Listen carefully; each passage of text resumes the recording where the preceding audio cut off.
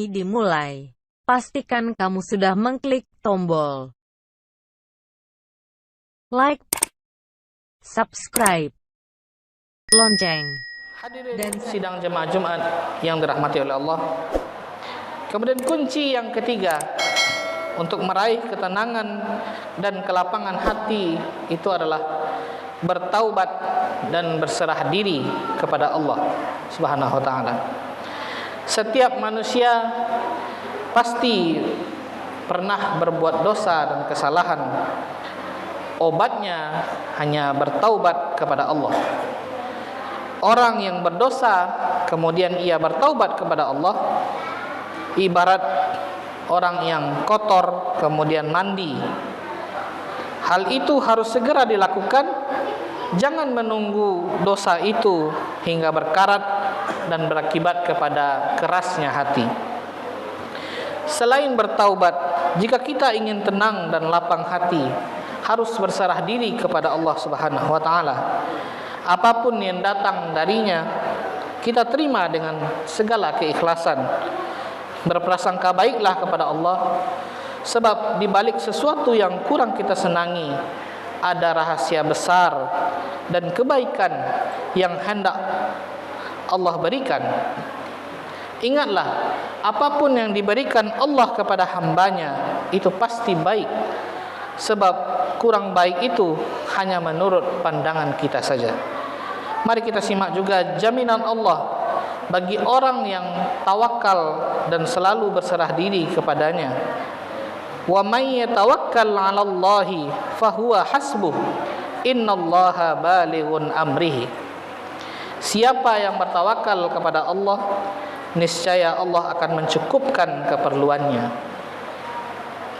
Walhasil, setiap kita sudah berbuat lalai ataupun berbuat dosa, segera akhiri dengan taubat, setidaknya dengan istighfar. Setiap kita menerima ujian atau hasil yang kurang sesuai dengan harapan,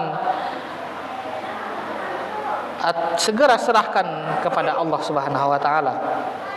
Berusahalah lebih keras lagi, lebih sering lagi berdoa dan memohon kepadanya. Adapun hasilnya itu terserah Allah.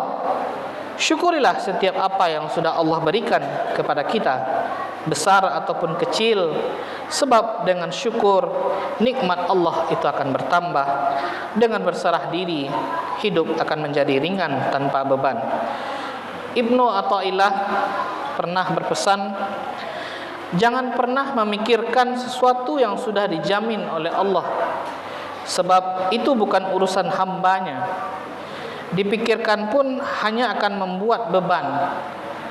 Hamba hanya berusaha dan berdoa, hasilnya itu terserah Allah. Jika kita sudah berkeyakinan demikian, niscaya hati kita akan tenang dan lapang. Sidang jamaah Jumat yang dirahmati oleh Allah, kunci yang keempat dari penenang hati itu adalah memperdalam ilmu Allah.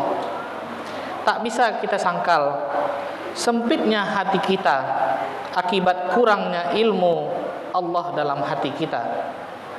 Maka salah satu kunci penting meraih ketenangan hati itu adalah mendalami ilmu-ilmunya, sebab dengannya hati kita akan tenang dan terang dari gelapnya kebodohan.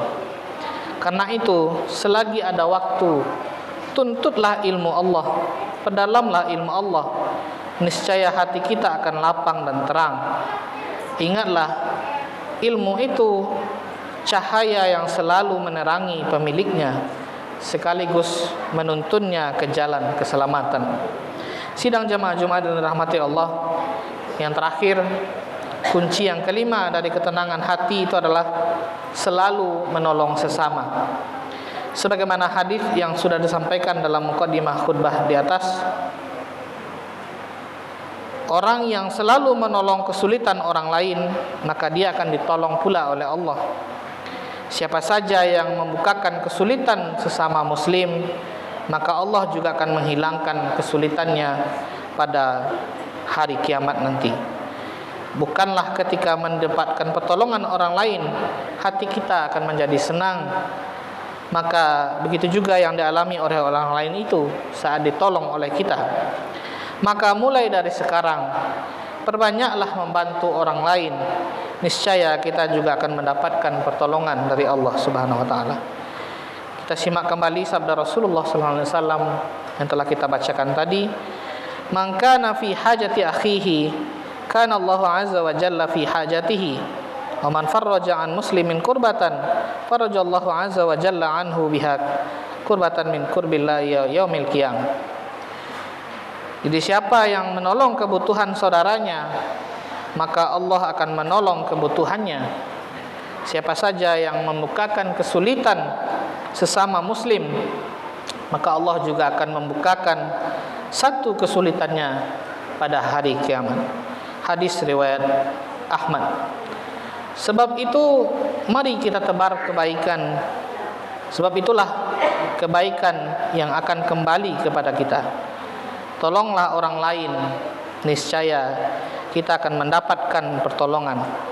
Bukalah kesulitan orang lain, niscaya kesulitan kita pada hari kiamat juga akan dibukakan oleh Allah. Semoga kita termasuk orang-orang yang senantiasa mendapatkan pertolongan Allah, serta di akhirat kelak kita termasuk hamba-hamba yang mewarisi surganya. Amin amin rabbal alamin. Barakallahu li wa lakum fil Qur'anil azim wa nafa'ani wa iyyakum bima fihi minal ayati wa dzikril hakim. Taqabbalallahu minni wa minkum tilawatahu innahu huwas samiul alim. Aqulu qawli hadza astaghfirullahal azim li wa lakum wa lisairil muslimina wal muslimat fastaghfiruhu innahu huwal ghafurur rahim. Ya Nabi